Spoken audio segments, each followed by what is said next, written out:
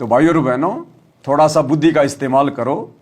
ये धर्म की और जातियों की बेड़ियों से बाहर निकलो, जंजीरें तोड़ो। इन जंजीरों में जकड़े रहने के कारण तुम्हारे पूर्वज गधे कुत्ते सुअर बन बन के अपना जीवन बर्बाद कर रहे हैं। तो इन जाति और धर्म की बेड़ियों से बाहर निकलो, गुरु जी का ज्ञान समझो, नहीं तो आने वाला समय तो वैसे भी तुम्हारे सिर पे तांडव मचाएगा। हिंदू मुसलमान तो होके ही रहेगा और जबरदस्त तरीके से होगा, जबरदस्त तरीके से एक दूसरे के खून के प्यासे होंगे। और शुरुआत धीरे धीरे हो रही है, समय ज्यादा है नहीं। तो मरना तो तुम्हें वैसे भी है, लड़ झगड़ के, कट कट के, क्योंकि भक्ति तुम्हारे पास है नहीं, भगवान तुम्हारे साथ है नहीं, तो मरोगे अंत में। लेकिन जो हिंदू, जो मुसलमान, जो सिख, जो ईसाई वर्तमान में उस बाखबर तत्वदर्शी सतगुरु रामपाल जी की शरण में आ जाएंगे और मर्यादा में रह के भक्ति करेंगे, ये आने वाले समय में युग परिवर्तन में चाहे कितना हिंदू मुसलमान हो, कितना खून बहे, कितनी आपत्ति आओ, कोई वायरस आओ, कोई भी भूकंप आओ, बाढ़ आओ, उस पूर्ण अल्लाह सतगुरु रामपाल जी के भगत का तो बाढ़ भी बाका नहीं कर पाएगा। बाढ़ भी वो समर्थ है, आंखों के सामने से ओझल कर देगा आपको, सामने वाले को आप दिखाई भी नहीं देंगे। हम भले अपने आप में डरे रहें, लेकिन वो परमात्मा उस समय अपने भगत का जो है वो प्रोटेक्शन करेगा, उसकी सुरक्षा करेगा, रक्षा कवच पहना देगा। बाकी भैया मरोगे, आपस में लड़ झगड़ के मरोगे, क्योंकि ये 8 अरब की जनसंख्या हो गई। 8 अरब की जनसंख्या में भक्ति नहीं हो सकती। और भगवान के पास जो तरीका था, भगवान ने पूरा उसका इस्तेमाल कर लिया, ज्ञान समझा दिया, लेकिन भगवान को भी लोगों ने रिजेक्ट कर दिया। अंत में भगवान भी जेल में जाके बैठ गया कि भैया अब तो मार काटी शेष है तुम्हारे सामने, जितने बचेंगे वो मेरे, बाकी काल ले जाएगा। तो 2028 निर्धारित है, युग परिवर्तन, उसके आगे पीछे कितना तांडव मचेगा हमारी कल्पना से बाहर है। परमात्मा जबरदस्ती करेगा नहीं। तो भैया ये अरबों खरबों की जनसंख्या जाएगी जैसे गधे के सिर से सींग जाते हैं।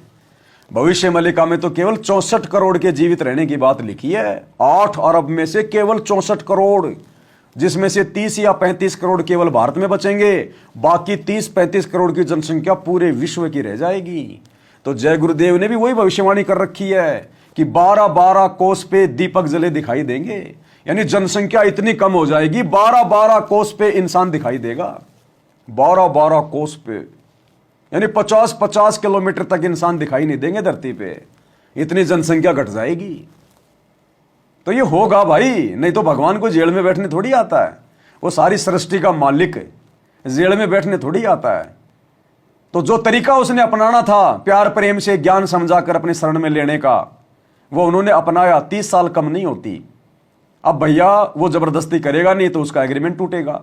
अब तो केवल एक ही ऑप्शन शेष है, विनाश, महाविनाश, युग परिवर्तन। जब जब 2 युगों की टक्कर होती है, अरे यदि आसमान में 2 एरोप्लेन आपस में टकरा जाएं, एक भी व्यक्ति नहीं बचता। ये तो 2 युगों की टक्कर है, कलयुग की और सतयुग की 2 युगों की टक्कर है, काल की और दयाल की टक्कर है। चकनाचूर होगा, चकनाचूर। वही बचेंगे पूरी दुनिया में जिनके अंदर धार्मिकता है, जो आने वाले समय में जो भक्ति के योग्य हैं। बाकी भैया ये मांस, बीड़ी, अंडा, सुल्फा, गांजा, चोरी, जारी, रिश्वत, ठगी, 3 के 5 करने वाले, ये सब मरेंगे, कटेंगे ये आपस में। हिंदू मुसलमान होगा, उसमें लड़ेंगे, कटेंगे, खून खराबा होगा, भयंकर भयंकर बीमारियां आएंगी। कोरोना तो केवल ट्रेलर था, उसके बाप दादे आएंगे। अब हॉस्पिटल छोड़ के डॉक्टर भाग जाएंगे, कहां जाओगे?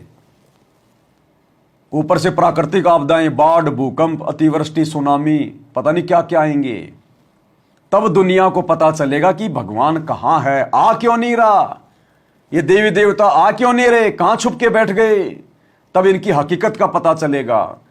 तुम्हारे जितने भी नकली साधु संत महात्मा धर्मगुरु आचार्य शंकराचार्य मुल्ला मौलवी पंडित हैं, इन सब की हकीकत का पता चलेगा कि ये तो खाली पेट भरने वाले हैं, पेट भरने वाले। जब ये भी खुद छुपते फिरेंगे, अकाल मौत मरेंगे।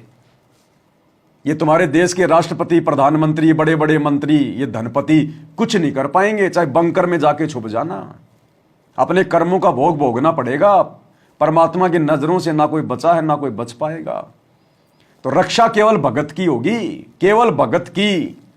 और भगत वो होता है जो मर्यादाओं में रह के भक्ति करता है, बकवाद करने वालों की नहीं। बकवाद करने वाले तो वर्तमान में मर रहे हैं, भक्ति करते करते दुर्गति हो रही है, कुत्ते वाली मौत मर रहे हैं, खुद गुरुजी कह रहे हैं। और संसार में भी वही व्यक्ति बचेगा जो पिछले जन्मों का परमात्मा का भक्ति योग्य प्राणी है। वो भले ही वर्तमान में भक्ति पे नहीं है, सतगुरु रामपाल जी का उपदेशी नहीं है, लेकिन उसको सतगुरु रामपाल जी ने चुन रखा है कि आने वाले समय में ये मेरी शरण में आएगा। तो इसी प्रकार के व्यक्ति बचेंगे, बाकी ये गंदगी नहीं बचेगी। ये तो भैया समूल सत्यानाश होगा, चकनाचूर निकलेगा इसका। अन्यथा हम भक्ति कर पाएंगे इस भीड़ में?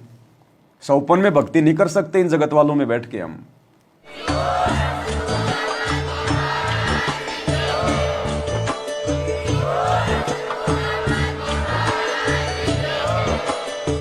भाई जो गुरु बचन पे डट गे, कट गे फंद 84 के, कट गे फंद 84 के, कट गे फंद 84 के।